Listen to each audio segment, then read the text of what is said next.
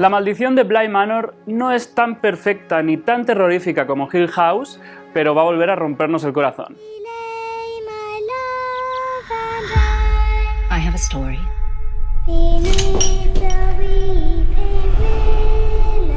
A ghost story.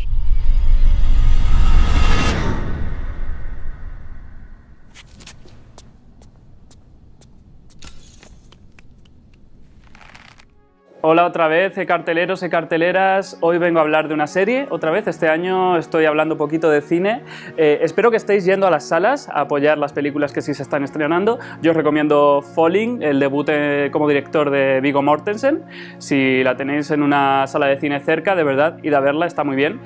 No os recomiendo Explota, pero bueno, eso es otra cuestión. De lo que vengo a hablar es de una serie y de una que me alegra muchísimo hablar porque es la segunda temporada de La Maldición.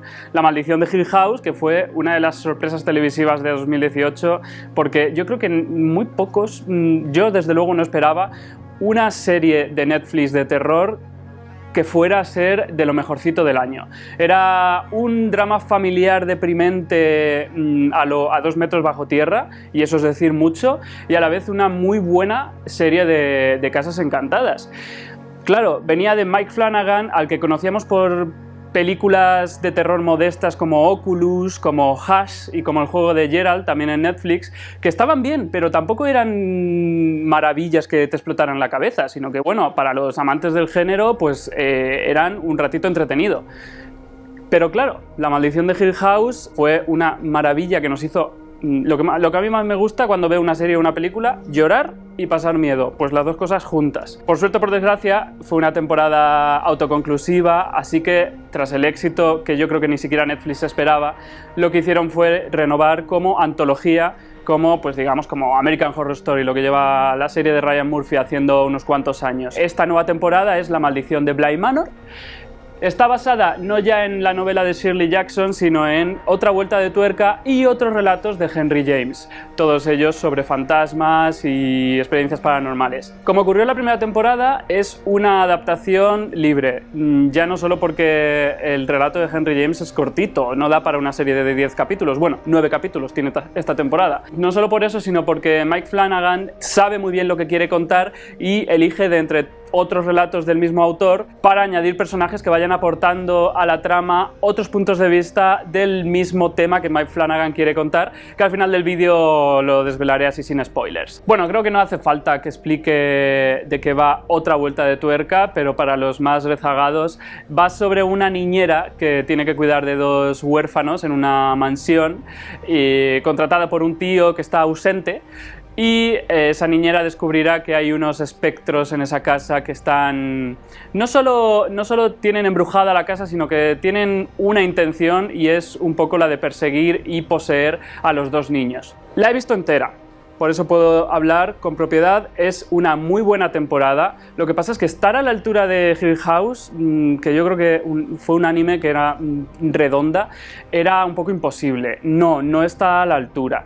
Pero por suerte tampoco pretenden repetir los mismos trucos. Por ejemplo, no vais a encontrar un capítulo que sea un gran plano secuencia como aquel del funeral, qué maravilla. Sin embargo, sí que hay un capítulo del que se va a hablar mucho y que no voy a decir cuál es, porque luego cuando llega la gente a ese capítulo dice, pues no era para tanto. Pues a lo mejor no es para tanto si yo digo que es maravilloso y tú dices, madre mía, va a ser maravilloso. Y luego, en fin, hay un capítulo que recompensa mucho, y digo recompensa porque lo cierto es que Bly Manor da menos miedo, hay menos fantasmas, hay mucho más drama. Y hay un drama que a lo largo de la temporada a veces se hace un poquito pesado, la verdad. Y mira que a mí me gusta el drama, pero sí, hay algunos capítulos que abusan un poco del monólogo sobreexplicativo, de esto que a los actores les flipará, que es unas páginas de guión para ellos solos para contar su historia, con una música preciosa. Por cierto, la música vuelve a ser fantástica. Yo os recomiendo que escuchéis el disco de la primera temporada de los Newton Brothers y del que saldrá de esta, porque a veces da un poquito de terror, pero sobre todo es música preciosa. Y aquí vuelve a serlo. Eleva muchas veces esas escenas de drama. Del relato Quedan algunos elementos básicos. Los dos niños, que se llaman igual, Miles y Flora.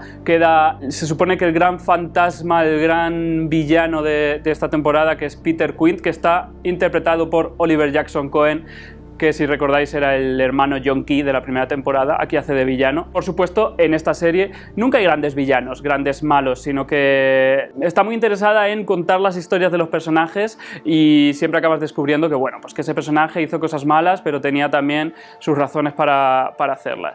No justificarlo, pero sí explicándolo. Lo que también continúa es el tío ausente, que aquí está interpretado por Henry Thomas, el padre de la primera temporada, el niño de E.T., que está muy crecidito aquí y está maravilloso. Por cierto, Henry Thomas haciendo de británico, porque aquí la protagonista es una niñera estadounidense que se va a una mansión en el Reino Unido en los años 80.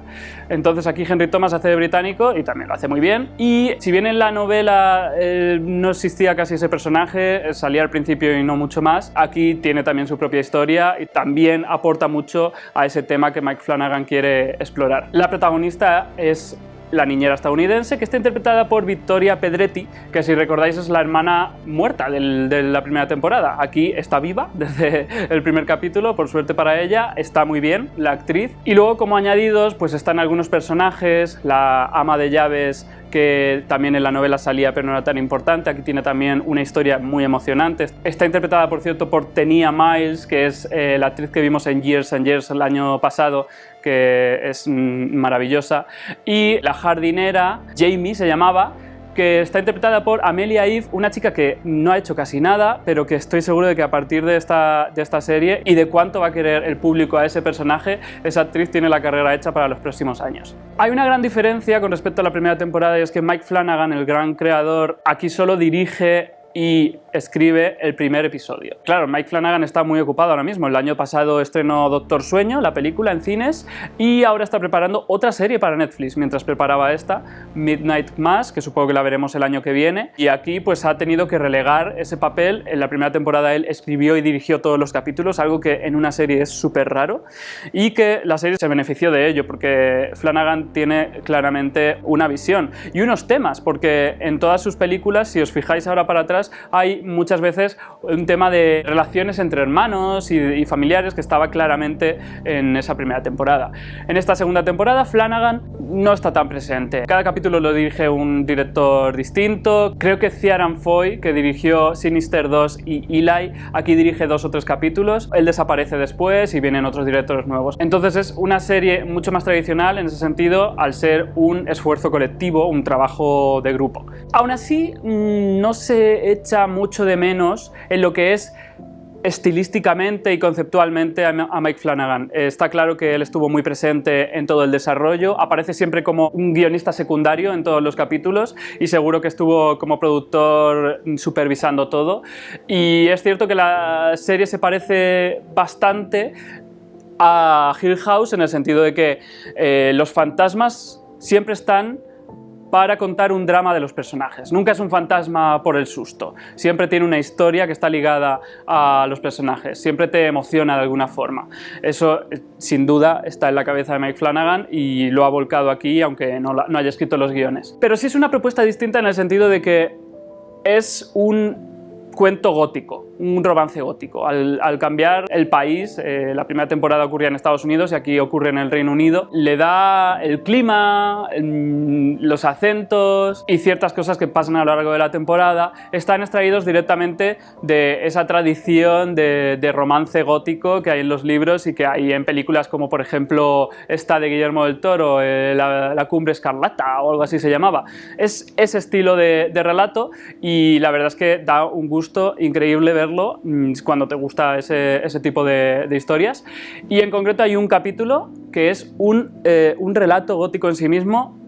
El capítulo es el típico capítulo que vamos a ver en los años venideros más allá de la serie, que se va a hablar de él y que la gente se lo va a poner para volver a verlo porque es una maravilla. Y es verdad que aunque estoy subrayando que no es tan perfecta y tan redonda como Hill House, Bly Manor va a gustar mucho a los que gustó Hill House. Es una de las mejores series del año, aún así, y os va a arrebatar desde el principio. Es igual de disfrutable, es igual de cómo atina en su tono, cómo desde el principio estás dentro de la historia.